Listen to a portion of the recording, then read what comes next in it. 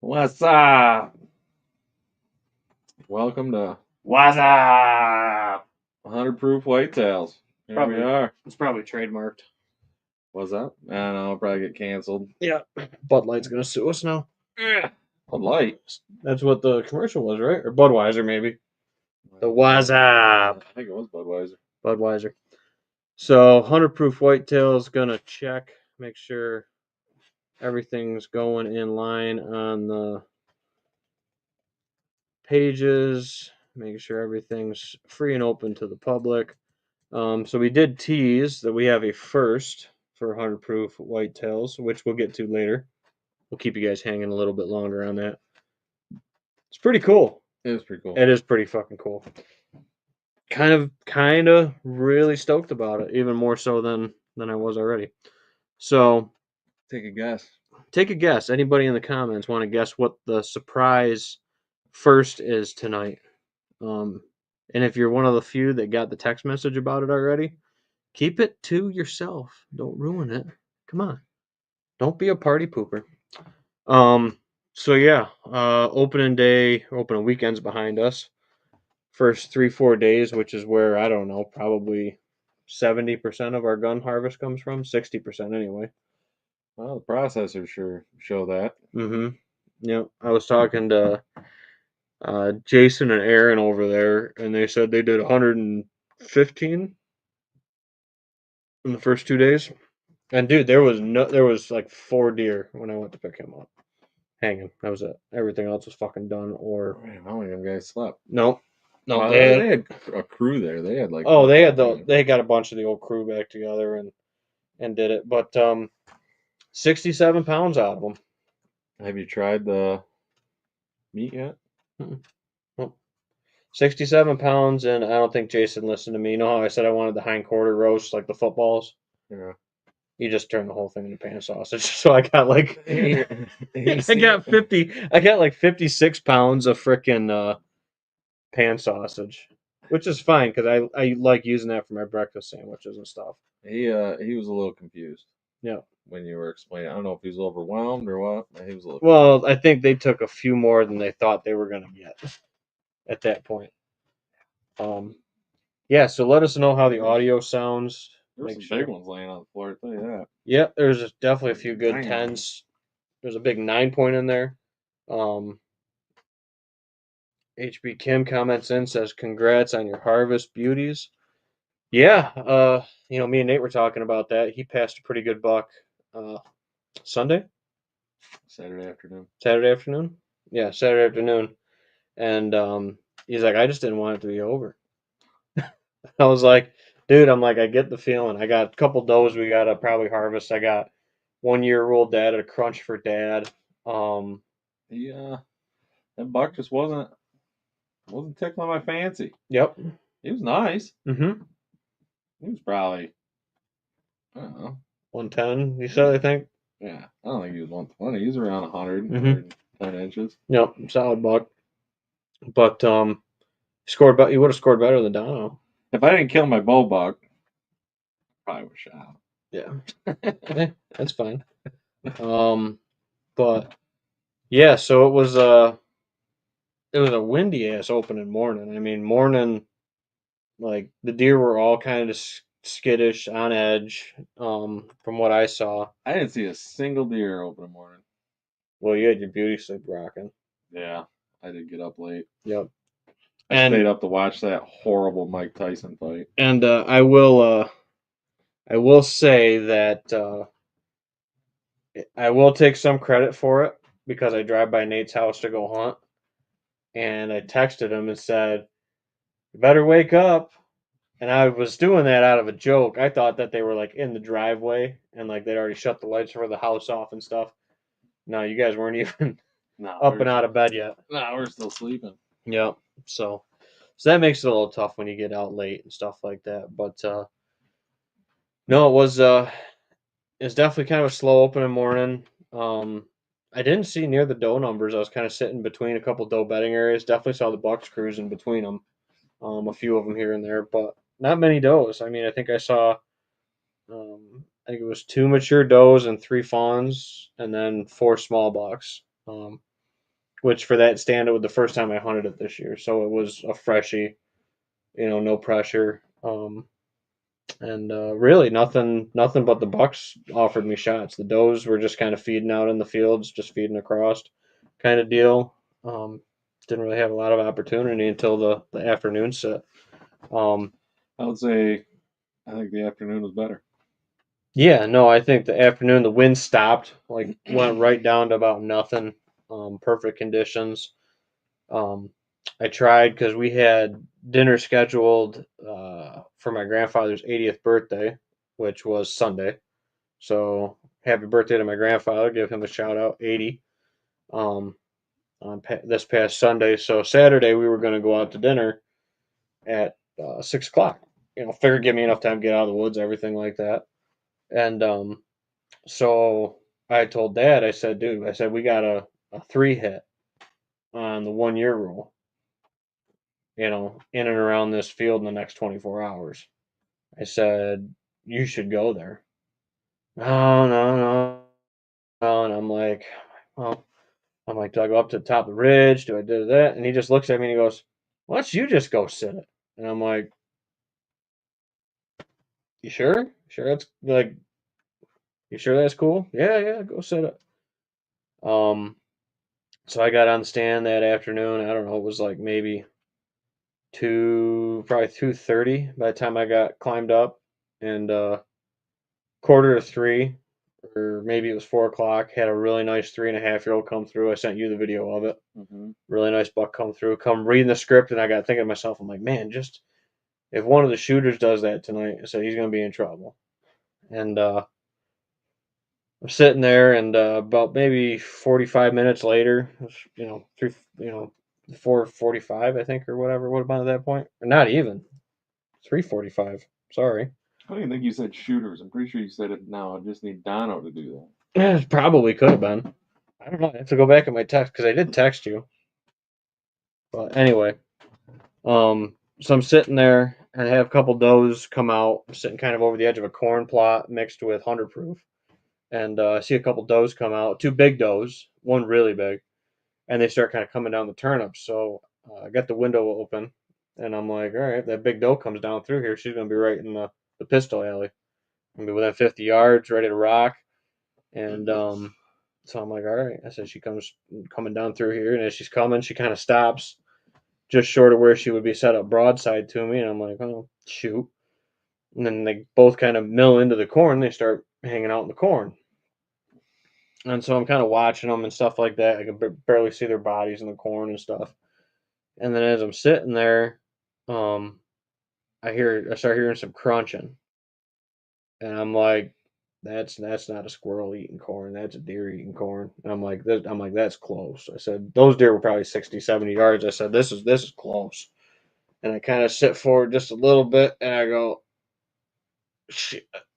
And I'm like, I think that's Dono. And he's like right there at like probably 35 yards maybe, sitting right on the edge of the standing cornfield, chewing on one of the ears of corn right on the edge. And I'm like, you gotta be kidding me.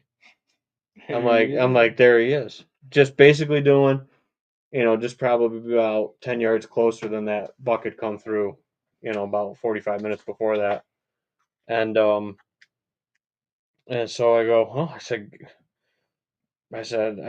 his, his good side because that was facing toward me as he was coming from the south. And I'm like, I said, I think that's Dono. Looks like Dono. A big body on him. And I'm like, okay. Good front shoulder and chest, and I put the binoculars on him. I see him kind of turn his head as he's working that corn cob around his mouth. He's got it off the frickin' thing, and I turns his head, and I see his funky, G2 or whatever you want to call it, and his beam, and I'm like, he's not broke. I thought I saw the brow tine when he turned his head too, but obviously that's been gone for a couple weeks at this point. He had another brow tine that came up to about an inch or two short of the other brow tine. So I was like, oh, he's not broken. I said, perfect. So I freaking grabbed the pistol, put it up on the rail, cocked the hammer back, and put it right on him. Shoot him. He takes a couple jumps, and he's standing there right in that that turnip alley where that buck had gone through earlier. So I was like, all right, I'm just gonna put it on him, and you know, if he's gonna stand there, I'll put another round in him, and I shoot him, and I got him just a little low on the brisket that time, broke both front legs, and he comes crashing down in the corn, and about a minute or so later, rest is history. Yeah. Yeah. So it was definitely an experience, dude. I mean, both bucks combined from when I saw them to when I shot them both to watch both of them die. I mean, it was like less than maybe a minute this year. So they were long hunts for the amount of hours on stand, but when it happens, dude, it can happen like quick and at the blink of an eye. So for anybody out there that's a little discouraged, I was talking to a couple guys today, wondering, what the secret is or what's, wrong or whatever. He was coming into a 1 year rule. One other buck that I'm pretty sure is still alive was supposed to come in on a 1 year rule. So he was the smaller of the two. I mean, so it worked out. One we had more history with, though. My neighbor gave me the match set of sheds from last year that he found. And then I had the shed from the year prior to that over there, which just happens to be his funky side. Which, funny enough, when I first started hunting with the pistol, it'd be 3 seasons ago now, like you were saying, he was the first deer that came through within pistol range on me. When he was that guy, and I was like, man, I said that'd be a really cool pistol buck for a first pistol buck. And then I let him go, and then I ended up killing St. Patrick with the pistol that year. You know, um, after that, so it all worked out. Um, but yeah, really cool buck. We did stretch a tape to him, or I stretched a tape to him before we started. But I mean, you got bases here. You got, just touching to not touching, dude. I mean, they're what were they, 5 3/8 and Yeah. 5 1/4. 5 1/4. He's got heavy bases. Wicked cool, gnarly, old buck. Definitely at least 4. I mean, judging by the history and stuff, could be even older. But obviously we don't have them cleaned up yet, so we just got them wrapped in a plastic bag and just mummy wrapped with duct tape. Yeah. But yeah, I stretched a tape to him, dude. He actually scored a little bit better than I thought he was going to score.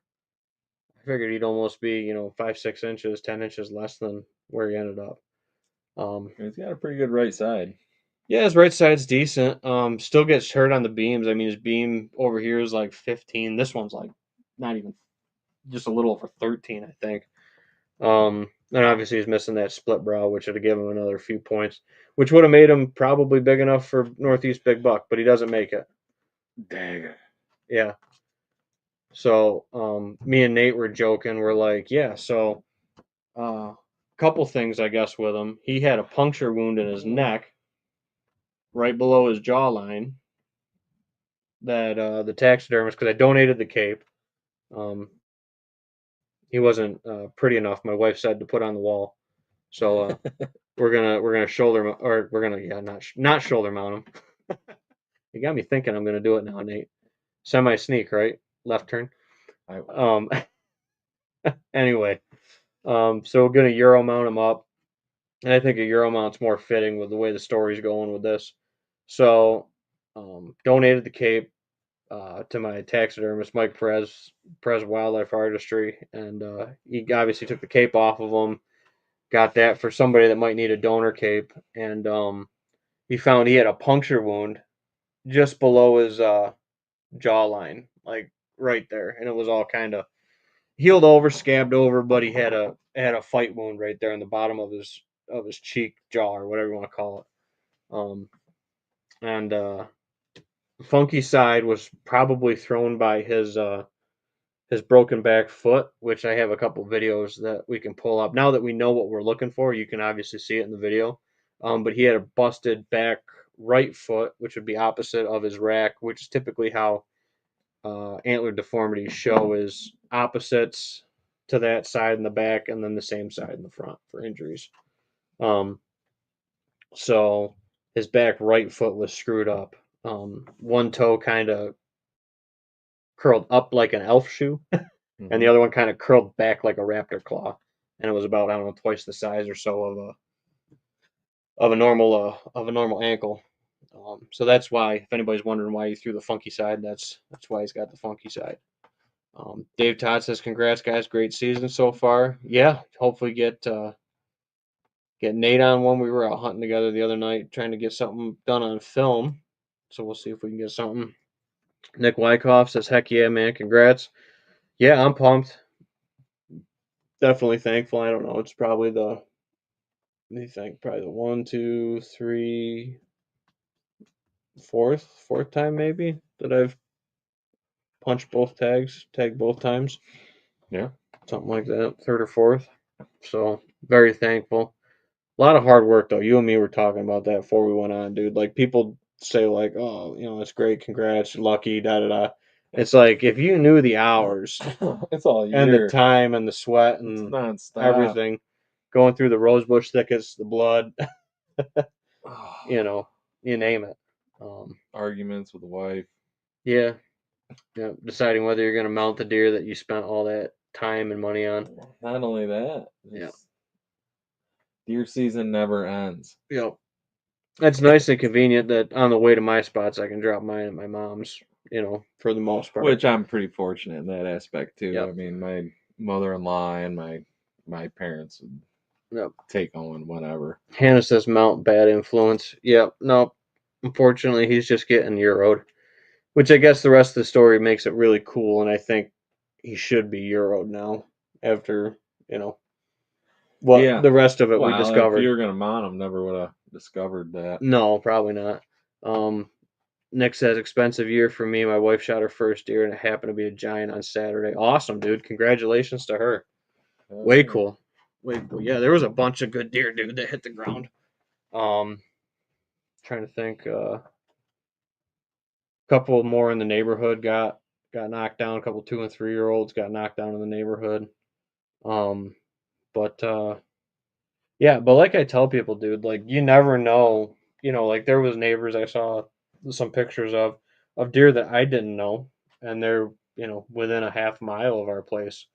Mm-hmm. And they're good, they're nice deer, and it's just like I don't, and I run a ton of cameras, and I don't have a picture of that deer. I might have had one of that deer or something like that. Like the one Ethan's wife shot, I think I only had a few pictures of that deer, maybe tops. That was a nice deer. Yep, really solid buck. We actually thought it was a different buck, which don't know. He's been MIA for a few weeks, so we'll see if Hank's around or not. He's around. Nate's I got him tied to a tree for next year. I got my stamp on that deer. Next year with my muzzleloader, he was limping, man. He was limping. Brian, I swear he was limping. Yeah. So after I shoot him, I have to run down there and break his leg quick. Yeah. Put tape Dono's leg to it. It's all stinky. His leg's really messed up. But yeah, so we'll see where the rest of the season goes with it. I got to take some does. Probably at least 2, I would think, maybe 3. We'll have some, that's just for me to put some in the freezer. I want to do a big batch of summer sausage, and do them for Christmas gifts for folks. Well, you're down one deer. That one was no good. Yeah, so I mean, I did take 2 deer this year, but I didn't dare eat 6-pack, which is, like I said, where we're going with the story. The joke is that 6-pack got a shot in on Dono, and then Dono's brow tine busted off and 6-pack's back. So that's the story, and I'm sticking to it. But nope. And again, both bucks are the first bucks that I've taken out of those stands too. I talk about that a lot. That there's only, I think, one stand on the farm that I've killed more than one buck out of. Other than that, the rest of them have all been different stands. So it's more boils down to the right spots as the habitat changes, the way kind of the design changes. Some of the stands change, like the one that we set that I killed 6-pack out of this year. You and me, just the way that that's all changed and that ridge just kind of changed. We got looking at it. We're like, why the hell don't I have a stand here? Yeah. Like it was the access is better. It wouldn't have, that stand was. It was just kind of. well, there's another stand now in that spot that hunts that spot so much better. The one that's in all the bittersweet. Yeah.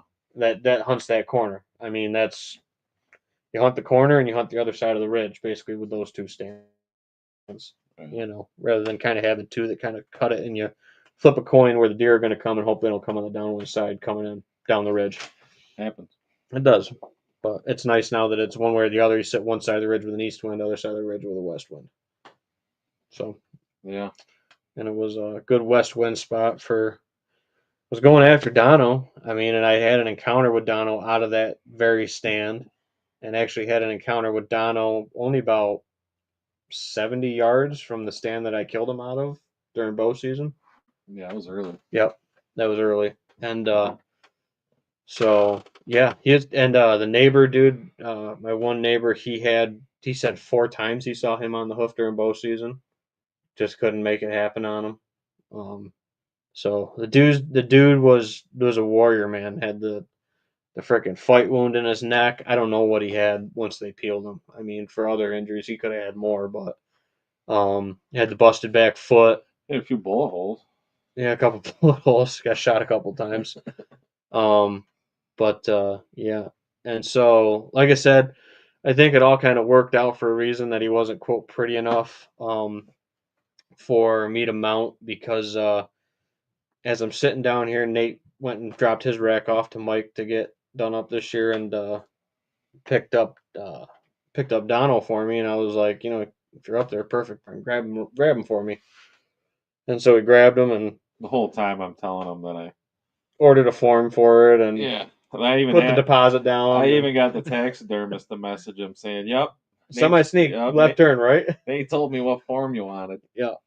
So Nate gave them to me, and Mike put them in a nice plastic bag for me. Pulled the incisors, cut the front section of incisors out, which I'm bummed that I didn't get the bottom jaw because I wanted to at least get a rough idea of what he might be for age. Because in the picture Mike sent, it was pretty cupped. You know, I thought I'd more cupped than I thought he would kind of be. So he could have had issues with his teeth too. He didn't brush, but so Nate brings him down or puts him in the back of my truck, and I grab him, and I was like, he's got a plastic bag on him, so I'm like, oh, okay. So instead of having that plastic bag be all bulky, I was like, I'll tape it up like I did with, I think I did that with double wide Dad's when Dad shot double wide or something. We taped it up or whatever.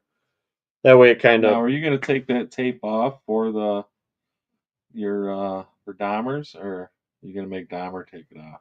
Yeah, I'll make him do the extra work since Mike didn't give him a jaw. I cut it all nice on the back of the skull and everything. Doesn't even have to skin it. Yeah, it doesn't have to skin it. Just bury it like that, Jesse. See what it does. No. Would look, well, the one would look even more gnarly with that yellow tint to him.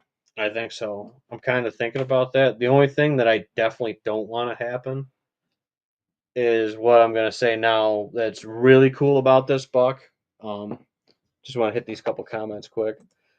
Bo Hunt says, congrats. Bo, your hats got dropped in the mail today. Me and Nora went and ran some errands this afternoon and dropped your hats in the thing and addressed them to Miss Tiffany Lukoski like you requested. Yeah, cool buck. Definitely a cool buck. And the thing that makes the buck... What's that? Bo. Well, he said, I was like, Tiffany Lukoski, question mark. He's like, yeah, you probably don't know who she is. She doesn't like crossbow hunters. Yeah, so he wouldn't know. Bo's got to get his dick. I don't know who Tiffany. He wouldn't know who. Yeah, crossbow hunter doesn't know. So, So anyway, so back to the wrapping them up in duct tape part of the story with them, and what makes this deer even cooler is this is probably the second one I've seen, third one that I've known that somebody's got, and that's got upper canines. So anybody that might have heard about that before in deer, Dono is one of the very rare few, from Googling it or whatever, it's less than 1% for sure. They say the number could be as low as 1 in 10,000 have upper canines. His are probably, once the gum line comes off, his might be, I don't know, like a quarter inch, not even. Yeah. They'll probably be a quarter inch ones. Yeah, between eighth and a quarter, something like that. So we taped them all up except for, I'll take them in front of the camera. And they let me know if you can see them. So this is a a prehistorical trait that He's pretty prehistoric looking. that deer carry. See it or no? Looks like a big white head. Right there. And a zit. That's showing it good. Yeah, you can see it pretty good. And then you got this one. Turn him a little bit for that other side. Other way. Yeah, you can kind of see it there. So those are actually tonsil stones. So I mean, you can see once you pull it back, which is pretty cool. He's got the upper canines. Well, keep trying, Chris. It'll bring you some luck. Don't you worry. Actually, the guy at work who won the blind. Yep. He punched 130-inch 10-point. Oh heck yeah! He's like, he goes, I don't really like posting my picture. He goes, not really about social media. I was like, oh, all right. Yep. But yeah, he was hunting with his orange hat. Mm-hmm. Chris says hasn't brought him any luck yet. Yeah. Hey, keep going on it. But yeah, I think it's definitely something cool, and I guess it was all meant to be, like I say with everything that I think it was meant to be that I wasn't going to shoulder him, because now I can use his cape for 6-pack because he had no good of a cape. Make sure you inform Dahmers about your make sure trait there. Make sure the teeth don't end up in the bucket and thrown out with the bathwater. And your tag. And my tag holder. And whatever else. Yep. He says he thinks it's on his workbench now. He gets a little wild out there, Yep. So, but yeah, got the upper canines. I mean, that's going to be really cool. And second buck with the pistol. So yeah, dude, it all worked out pretty good. And we still got a couple we think might be alive over on the lease. I mean, we haven't heard of anybody over there shooting them or anything we've seen. But you never know. We got some public around there and stuff, so there's probably a dozen shots on public. Yeah. But that morning. But yeah. Yeah. The story of Dono. But yeah, my opening morning was really uneventful. So I was already running late. Didn't get in the stand till like 6:45. And I get out of before I even got in the stand, I got out of the truck and I go to rack around and my gun jams. Like, here we go. I'm already running late. So Liza, my wife, takes off to her stand. She gets set up. I'm over there trying to figure out. Well, come to find out, when I cleaned my gun out, the barrel, the swab patches, apparently a piece of one ripped off just enough on the edge of the barrel. It was just a little piece, but it had just enough gap there to where the shell wouldn't rack. So finally got that out of there. Cut my finger in the process of trying to get that out of there. Got up to the stand. Oh my God. It was the morning was a shit show. But it worked out.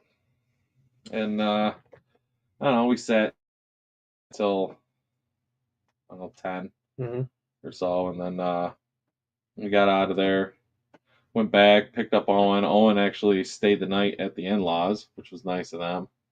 Yep. So we could do what we got to do. So you could get up early. So I could get up early, and didn't work out. Yep. But yeah, and then the afternoon was a lot more eventful. Liza went down to the blind. I went up on top of the hill on my one stand, called the Harambe stand. And I had a nice counter with that buck. Maybe by the end of the year, I'll regret passing him, but I think it'll pay off. I think you go kill Browse over on the lease, and I'll be good. You'll forget all about it. And then I seen a couple does. They kind of came in behind me. They busted. They got down my wind. The buck didn't give it really two craps about my wind.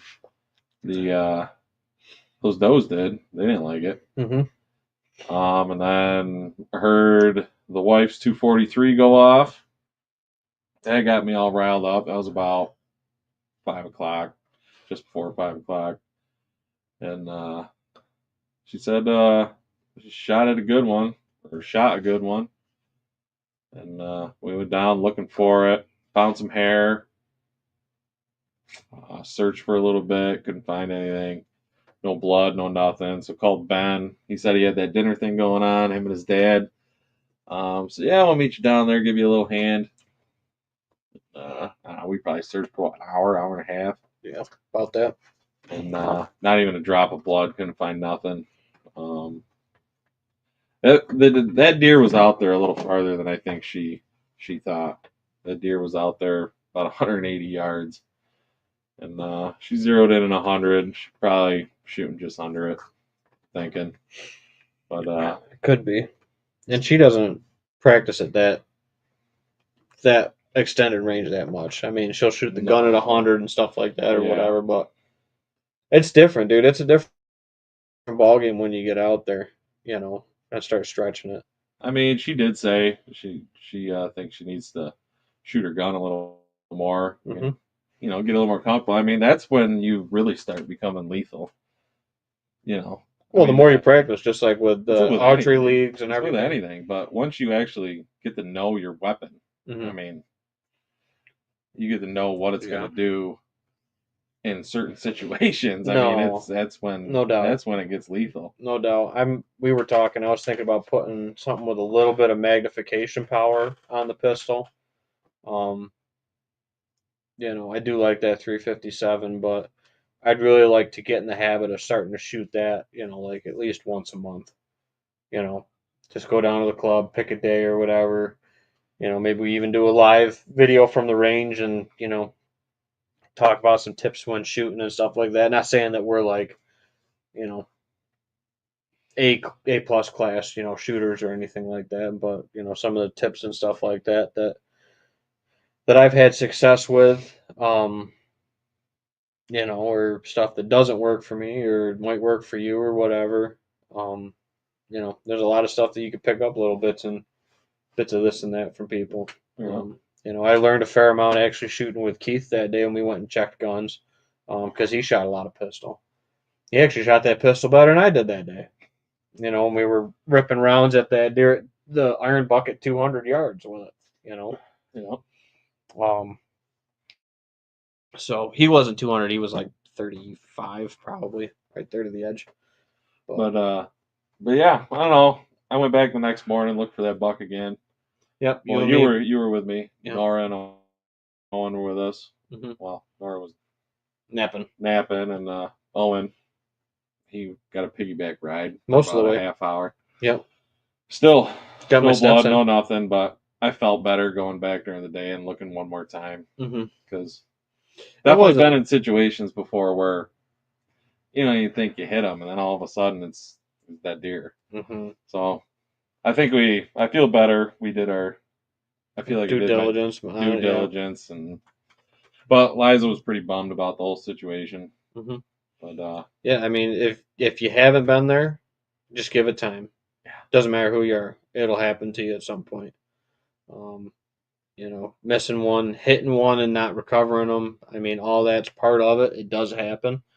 My tip and advice is the amount of, especially archery wise, the amount of deer that I hit and didn't recover or didn't recover immediately went down drastically when I started shooting leagues and stuff like that. Shooting my bow more, or having like a set schedule like that you were shooting your bow more because of the league that you had to go shoot for your score to qualify for the end of the year and stuff like that.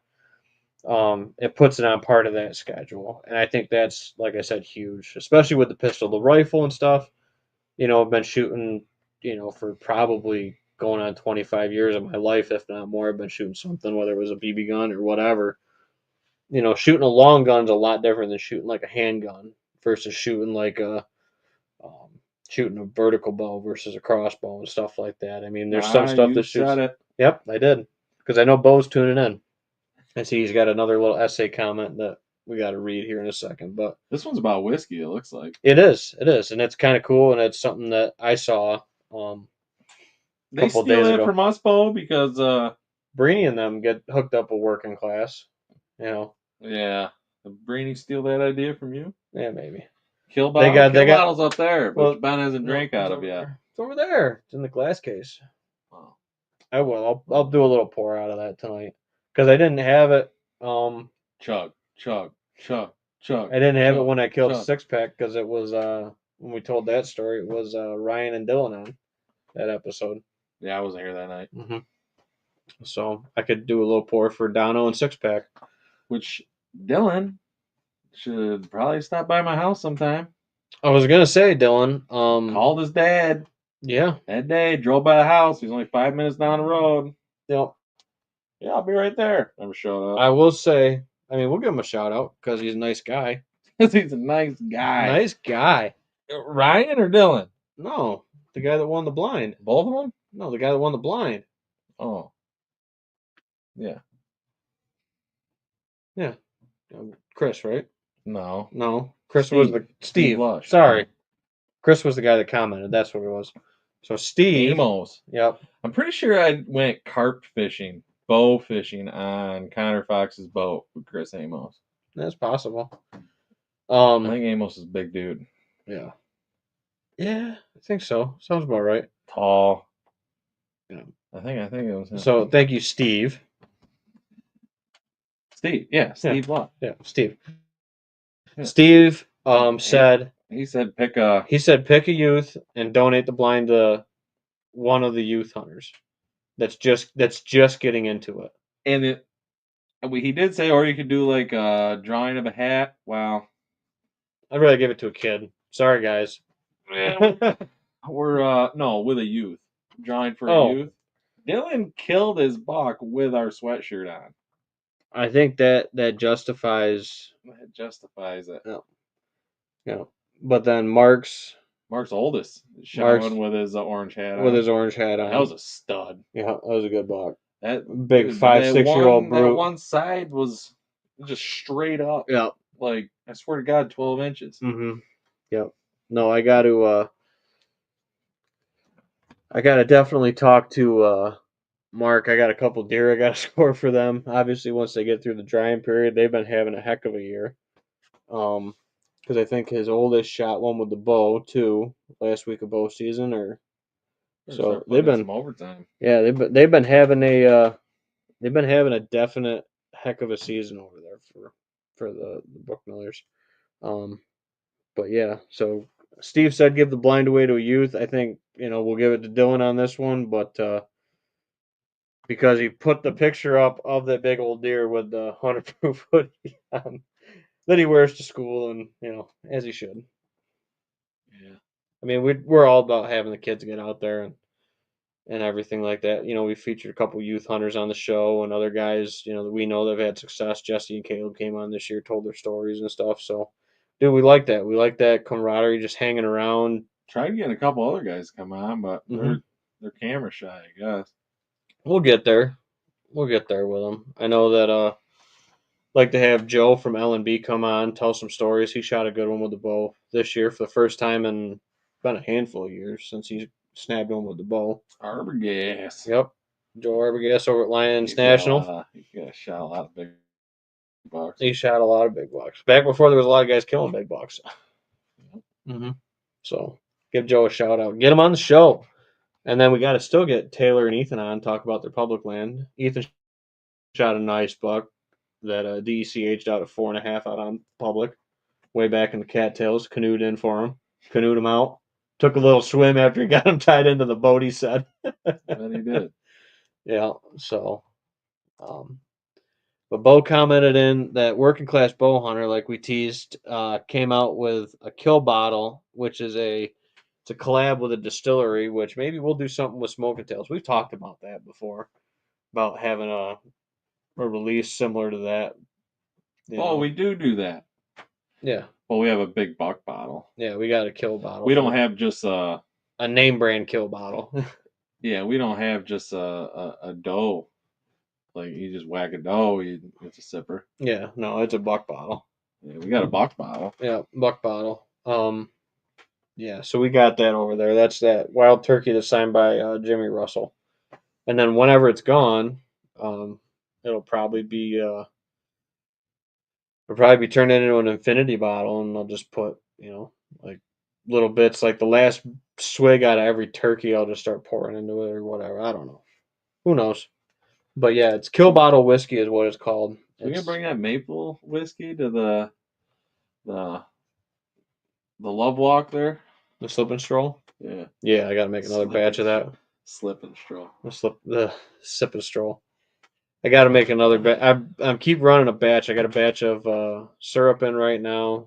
I got like 750 mils, I think, or so of the maple whiskey.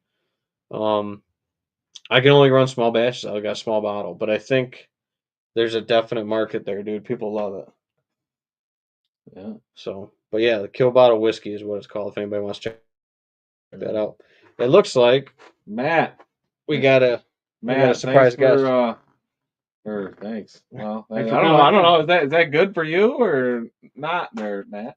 I guess if you're drinking again, good for you. If you're not, then good for you. I don't know.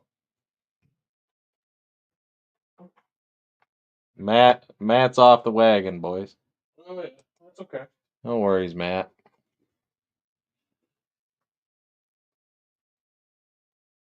But, well, Nora, she's back. Here she comes. She's late to the party. What do we got? 40 minutes. Napping. Mom's got to go back to work. Yep, got a big grant meeting. We got your snackies though, Nuggy. Is that the big deer you got your picture with? So, I don't know. Kind of nuggy. I don't know what the game plan is. Had a few friends reach out. Maybe they want to go do something. I don't know. Let's grind it out. See what happens this weekend. Just keep playing my game, trying to hunt smart and see what happens. We got a few good bucks still out there. I haven't pulled cards. Only the ones when I was hunting and when you were hunting. On the on my lease over there in over a month. Yeah. So I don't know. Yeah. It'd be interesting to pull cards to see what actually showed up. Yeah, no, there's a couple properties. There's a couple. Well, I shouldn't say a couple properties. A couple cameras that we haven't pulled in, like you said, over a month or better. I think I have a couple I haven't pulled since September. Yeah. Well, you run 36 of them. It's more than that. I don't even want to do the count, but I know it's more than 36. But that's where, dude, the data comes into play. Like we put that with Dono. The one night I went up in there to hunt Dono. Oh yeah. Yeah, out of that one stand I saw him. So, we hit a lot. We hit a lot of deer on the 1 year rule. She wants to go crawl. Yeah, I know she wants to crawl. Oh, she's crawling now. She started crawling today, like actually, like Crawling. big time crawling. Yeah, she's on the move. Ben and Hannah are in trouble. Yep. There's no more sitting still. It's all over. All over. But Yogi bite. yeah, we'll see. I know Eliza wants to get out again.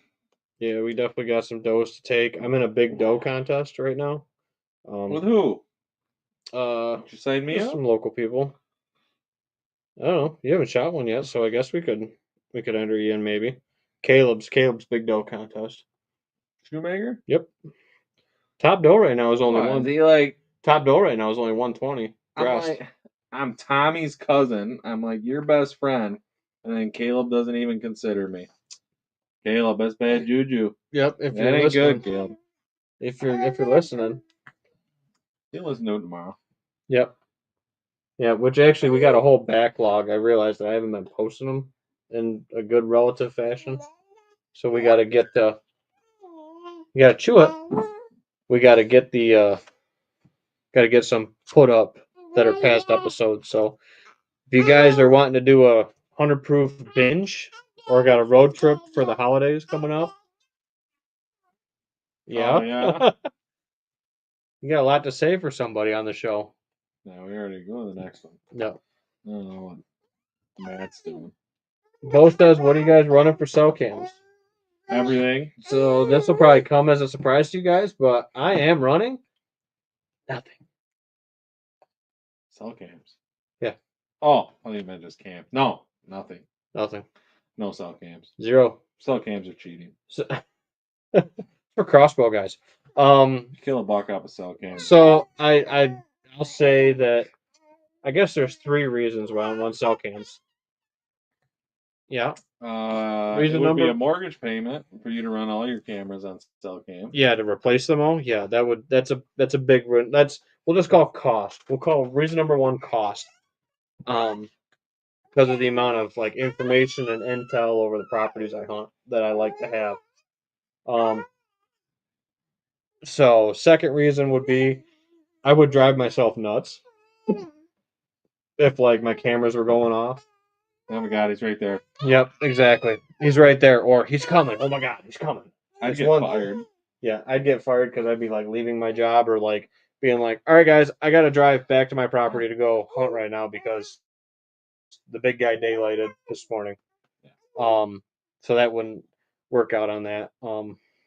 I've used them in the past more from a security standpoint, but as for game, I don't have any for game. You know, for trail camera locations for intel with that stuff.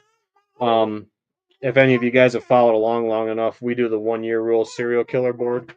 Dono got hit going right, slotting into where he was supposed to be. Six pack just had no history, but that was a hot morning where I killed six pack. So he was doing, I think, a lot of the same, just cruising that bedding area has always been good. I mean, the day I killed six pack was the same day that I killed Bud up in there a bunch of years before that on the similar ridge. You are just full of it. Oh, Smiley, talky, yeah. jumpy. Yeah. Yeah.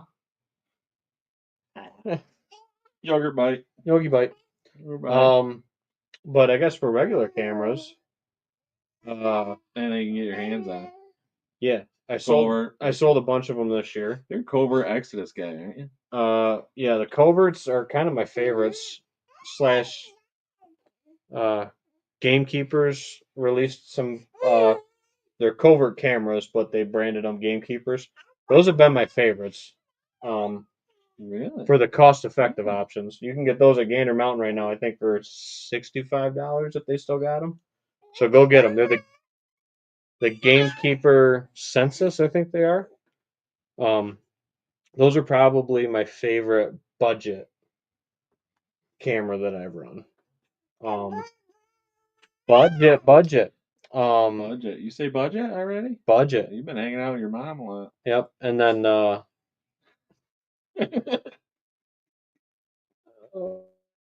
boy. I got a couple Moultries, a couple Bushnells. Those I've had pretty good success with too. I got a Moultrie, dude, that's like from 2010 that's still running. I tell you what, them Moultries, I like Moultries. Yeah. I got some old coverts. If I was gonna pick the cell cams, I think I would go Moultrie Mobile. Moultrie Mobile.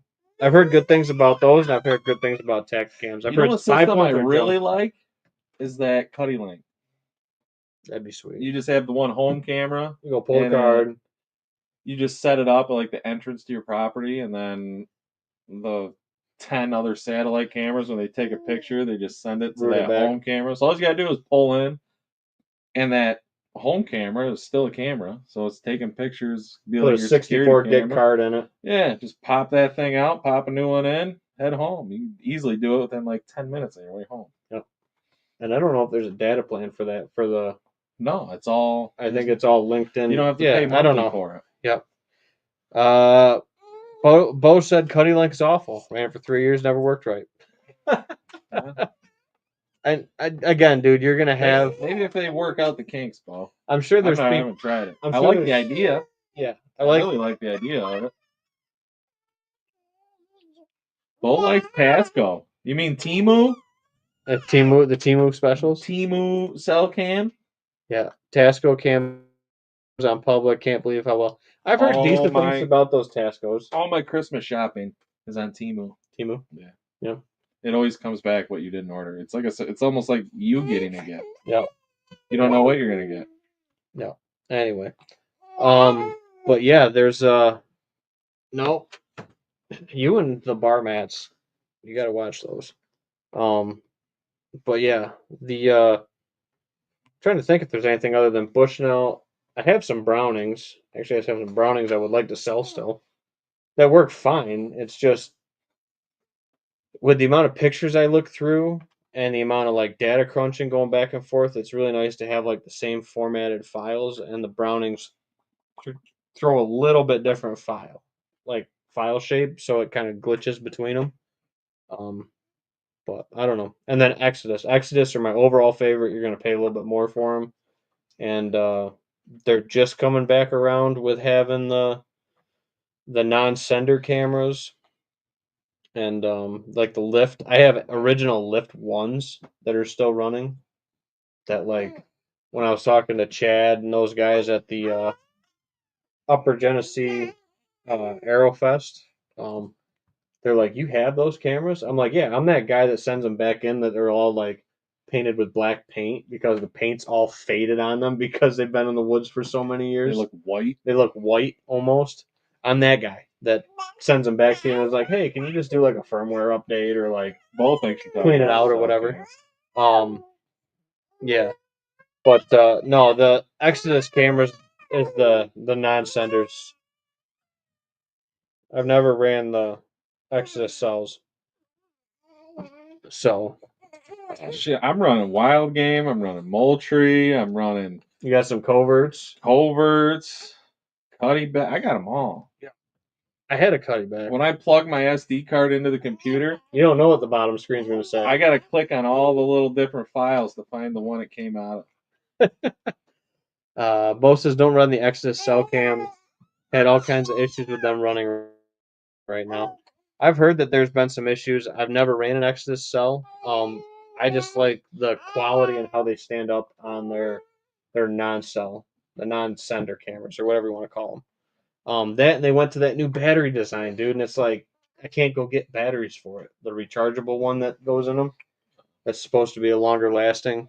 Um, I'm all for trying to make that product better, but I think stick to the basics. They had a great product with the lift and the Treks. Even the Treks are really good. Those are the ones that don't have like the digital screen that you can see what you're aiming at. Um, but yeah, if anybody has any of those lifts, I wouldn't be surprised if they're still running, and I really like them. So, I think she just said mama. Mama, yeah, she's been saying that lately. That's been mama, mama, ba ba ba ba. So, Sugar butt down. yeah, that's Caleb. okay. Bear will find it. Caleb. Upstate Hunting says, "Oh, I misspoke. Sorry. Doe contest entry closed October 1st. Sorry, Nate. Next year. Y'all were scared. Two-way tie right now for 128 for the highest. Y'all were Dressed. scared. So 128 solid, dude. I mean, I've only had a handful of does over that 130 mark. It might have been Tommy's biggest button buck. I don't know. We'll see. Yeah. Hey, if I leave her twins in her, will that count toward the weight? Because I guarantee you, most of the does that I'm taking late season are gonna be pregnant for the most part. Because that one, you remember that one we found Eliza's, dude? They were like just little itty bitty red speck. Yeah. They were like just just starting to be developing. But I've had them, and I've seen ones that come out of nuisance kills out of orchards, dude. Those ones are scary because they're alien looking when they come out when you dress them. Like it's spooky. It's eerie, dude. You know what I mean? Yeah. So actually, I donated those ones to the college because they were Anyway, that's enough detail. Bo says, "What are some habitat improvements you're thinking about when you're sitting in your stands right now?" I did my property today, and that's all I was thinking about and what I need to do. So I have a huge project that I've been talking about for multiple years along our east border, but now even more so. Oh my goodness! Probably didn't take a nap with mom up there, did you? Um, um, I got a big project that I would like to do. We got to trim back laneways to get the county planter into a couple of our food plots. There's another project we got this year. Um, and I honestly wouldn't mind maybe having a my buddy come out because I'll be doing some uh, consulting, designing his piece. Uh, come out and do a timber cruise and give us a rough idea for a light timber harvest for like a select cut management cut. Um, and with that, there'll be a couple new trails and a couple things that'll be developed because of that. Yeah, get that undergrowth going. Yep, in a few spots. Thicken it up, Bo. In a few spots.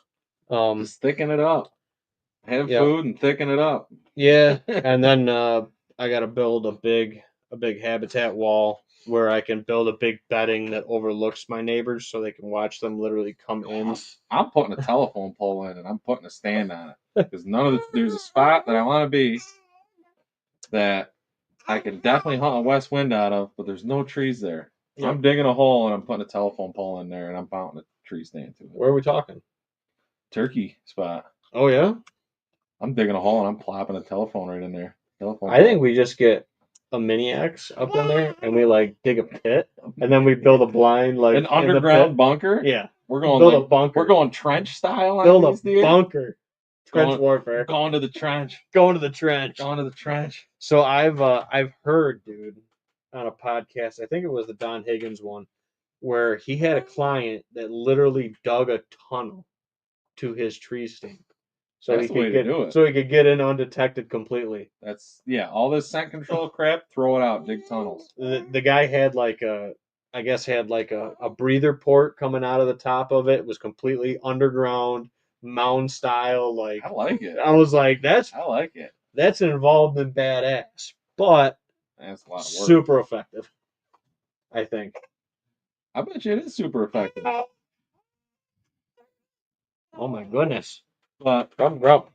Well, and then the other thing I was thinking, I was actually going to run this by you, and I haven't really picked your brain on this idea. I like it. Let's open it up. And you know how I'm just going to grab my thing. You know how the property lays out, and that. So the boulevard. Yeah. I'm all about the boulevard. So the boulevard. Boulevard's where the Liza's buck came from. Yes.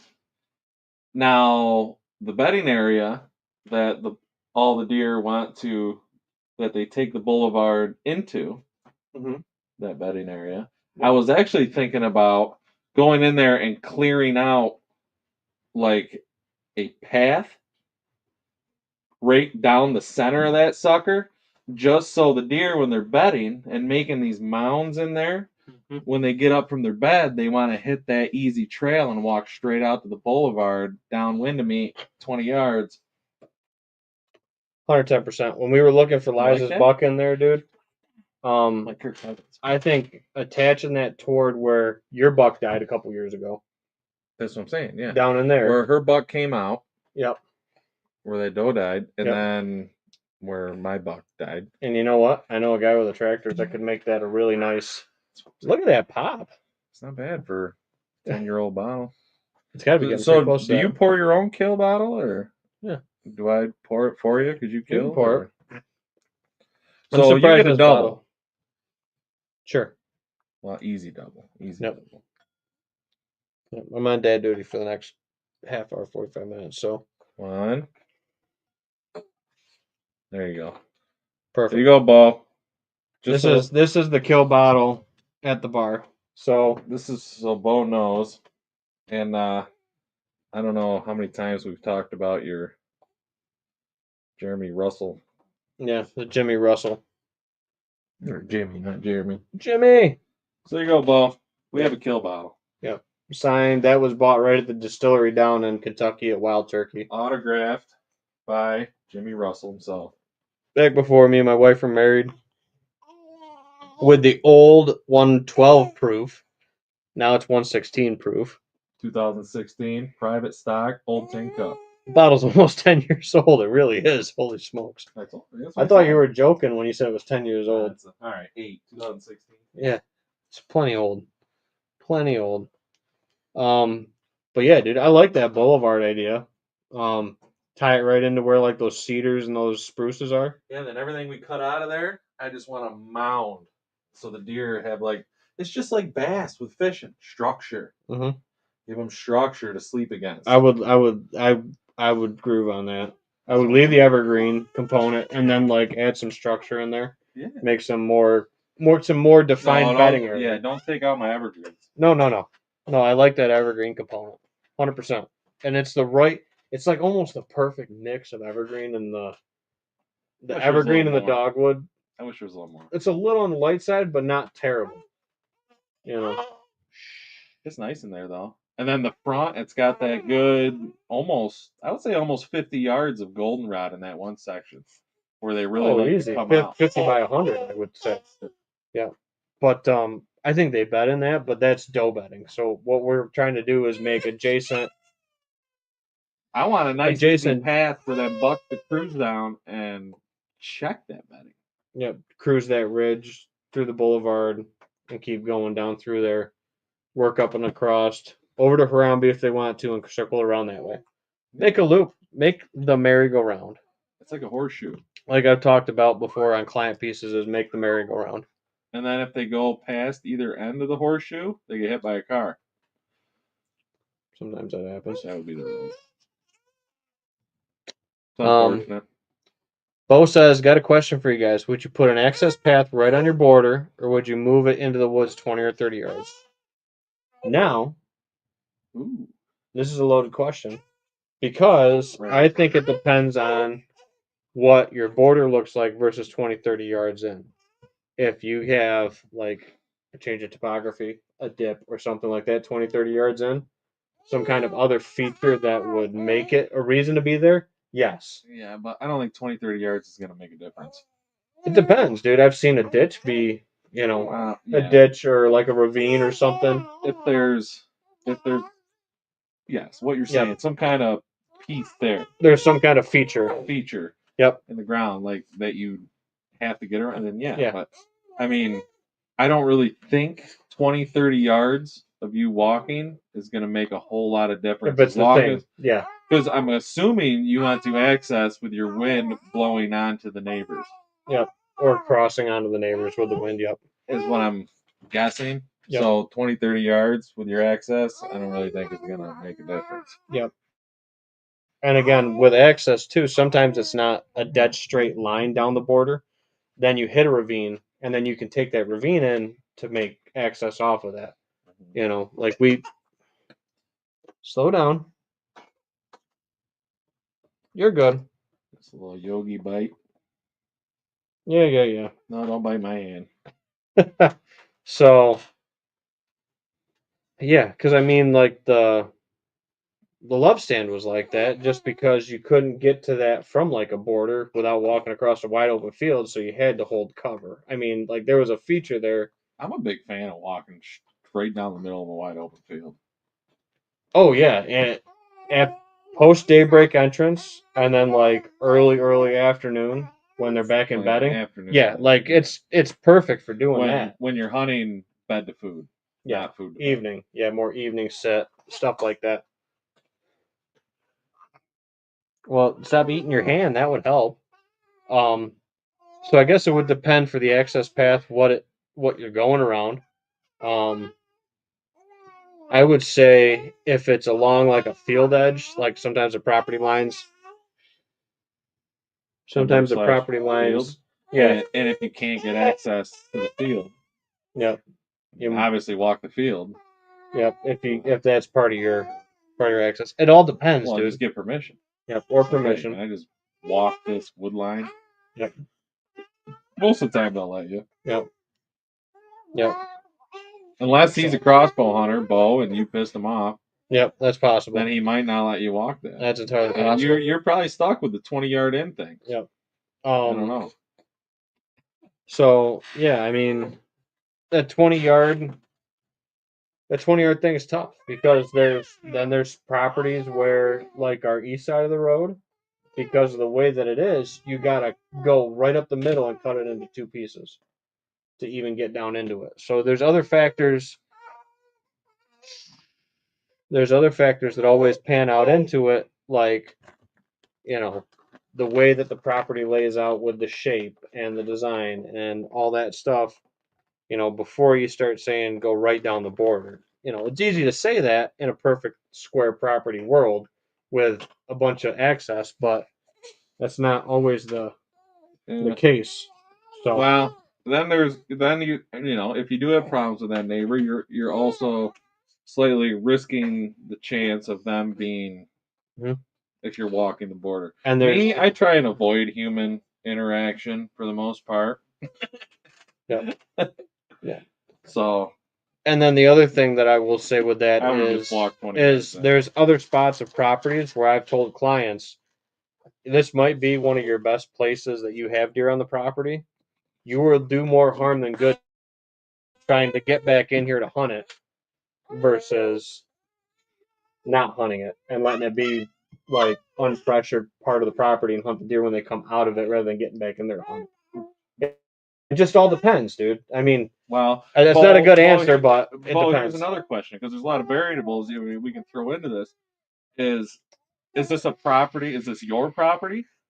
A property that you can manipulate, or are you speaking on a permission piece where it's public? It just kind of is what it is. Yep. Yeah. Because that also plays a factor. If it's your property, start building it to how you want it, to where you make it bulletproof. Yep. To get to wherever you got to be. Yep. But if it's public or whatever, or a permission piece you can't do a whole lot with, then yeah, you kind of gotta. I honestly tell that to folks. Yeah, I tell that to folks a lot. Is there's some parts of your property that just aren't huntable with the topography, the way the wind is, etc. It's just tough to lay it out. Both said it's along my neighbor's open hardwoods, fairly flat, and then my side thickens up pretty good. I would stay as close to that at hard edge of open hardwoods as you can. There's no reason to get into the thick edge of it. Yeah. You're just gonna be, And then he says it's his own property. And I would almost put like a defined logging road on the edge of that. Take every overhanging branch off of it, so you don't have any scrapes or deer movement. Don't plant it. Don't attract the deer to that trail. Yeah. Have it be like a wide open, just a logging road. So basically, you drive the 4-wheeler down it. You don't open up canopy. You don't make cover along the side of it, and that's your access. It's just quiet. You don't have sticks and debris rubbing you or anything like that.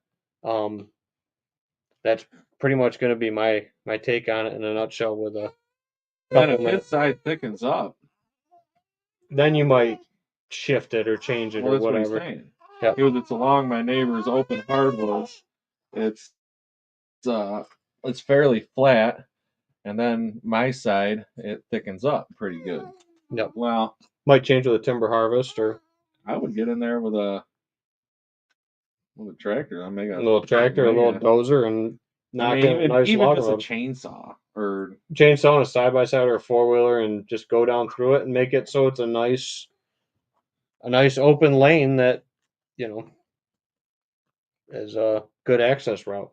And then because you don't want you don't blow want your wind through the open hardwoods. Yep. Don't blow it into the thick stuff. Mm-hmm. Yep. And again, if the wind ain't right, doesn't matter if it's your favorite stand. Don't hunt it. And we say that all the time. It's actually more productive to stay home and just grill a steak. Yep. Or you get to the property and the weatherman said that it's supposed to be southwest. You get there and it's southeast. Doesn't matter what you had game planned. Text whoever knows where you're going.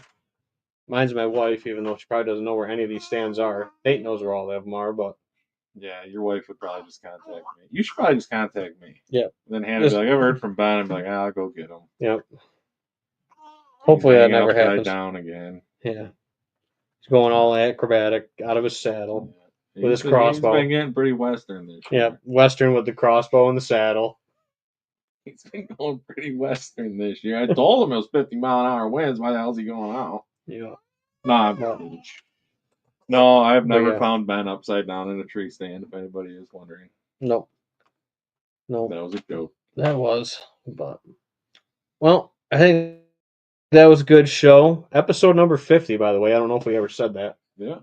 This is Number what we 50. think we've counted as our 50th, but we can't count that good. So, but we're gonna go with the 50.